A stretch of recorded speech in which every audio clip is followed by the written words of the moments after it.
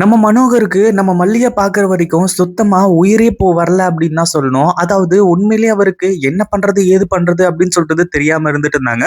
மல்லிய எப்புட்றா நம்ம காப்பாத்துறது அப்படின்ற மாரி நெனச்சு ரொம்ப ஃபீல் பண்ணிக்கிட்டு இருந்தாங்க. ஆனா கடைசியில இப்படி நம்ம மல்லிய காப்பாத்துவாங்க அப்படின்னு கொஞ்சம் கூட எதிர்பார்க்கவே இல்ல. அதுவும் இல்லாம இப்போ மல்லிய பார்த்துட்டாங்க. அதாவது அந்த ரவுடிங்கள வெரட்டி புடிச்சு கடைசியில நம்ம மல்லிய அந்த கார்ல இருக்கிறத அதாவது கார் டிக்கில இருக்கிறத அழகா பார்த்து கண்டுபிடிச்சுட்டாங்க. இதுவரைக்கும் எந்த ஒரு பிரச்சனையுமே கிடையாது.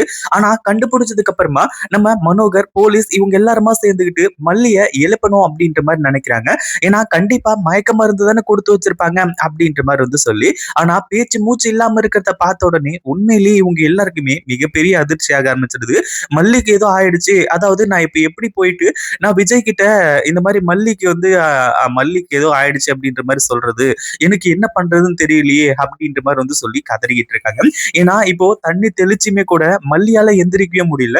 ஏன்னா மயக்க மருந்து ஹெவியா குடுத்திருக்கிறதுனால அதாவது இங்கிருந்து துபாய் வரைக்கும் அதாவது துபாய்க்கு போற வரைக்கும் மல்லி மயக்கத்திலேயே இருக்கணும் அப்படின்றதுக்காக அவங்க ஹெவி டோஸ் குடுத்திருக்காங்க. அதாவது மயக்க மருந்து ஹெவியா குடுத்து ரொம்ப நேரத்துக்கு மயக்கமாவே இருக்கிற மாரி பண்ணி வச்சிருக்காங்க.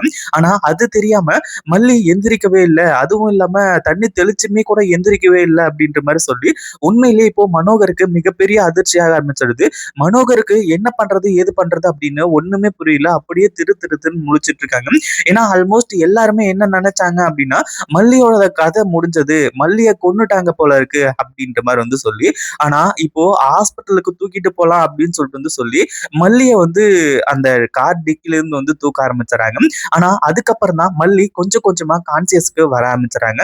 அப்பதான் உண்மையிலேயே நம்ம மனோகருக்கு ஒரு மிகப்பெரிய அதாவது அவரோட உயிரே திரும்ப வந்துச்சு அப்படின்னு தான் சொல்லணும். ஏன்னா மல்லி எங்க கூட்டிட்டு இப்படி மல்லிய கைவிட்டுட்டோமே அப்படின்ற மாதிரி நினைச்சிட்டு இருந்தாங்க. ஆனா நம்ம மனோகருக்கு என்ன பண்றதுன்னு சொல்றது தெரியாம இருந்துட்டாங்க. இப்போ மல்லி கண் முழிச்சது உண்மையிலேயே ரொம்ப நல்ல விஷயமா போயிடுச்சு. அதே சமயத்துல மனோகர் மல்லி என்ன மன்னிச்சிருமா, இப்படி உன்னை கூட்டிட்டு இவ்வளவு பெரிய கஷ்டத்தை உனக்கு நான் கொடுப்பேன் அப்படின்னு நான் கொஞ்சம் கூட எதிர்பார்க்கவே இல்லை அப்படி இப்படின்ற மாதிரி சொல்லும்போது, எனக்கு என்ன கஷ்டம், எனக்கு எந்த ஒரு கஷ்டமும் இல்ல. அதே மாதிரி எனக்கு இப்ப இருக்கிற பிரச்சனை எல்லாமே விஜயோட கல்யாணத்த தடுத்து நிறுத்தணும் அப்படிங்கிறது தான். கண்ணு முன்னாடி அவ சுடர்தா அப்படின்றது எனக்கு தெரியுது. ஆனா அத நிரூபிச்சு அந்த கல்யாணத்த என்னால தடுக்க முடியல அப்படின்றது தான் எனக்கு ஒரு மிகப்பெரிய வேதனையா இருக்கு. இப்போ என்ன பண்றதுன்னு சொல்லிட்டு ஒண்ணுமே புரியல.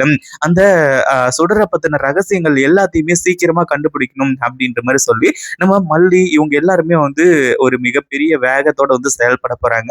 இந்த வீடியோ பிடிச்சிருந்தா லைக் பண்ணுங்க, ஷேர் பண்ணுங்க. இப்பதான் நம்ம சேனலுக்கு ஃபர்ஸ்ட் டைம் வரீங்க அப்படின்னா கீழ இருக்க சப்ஸ்கிரைப் பட்டனை பிரஸ் பண்ணிக்கோங்க.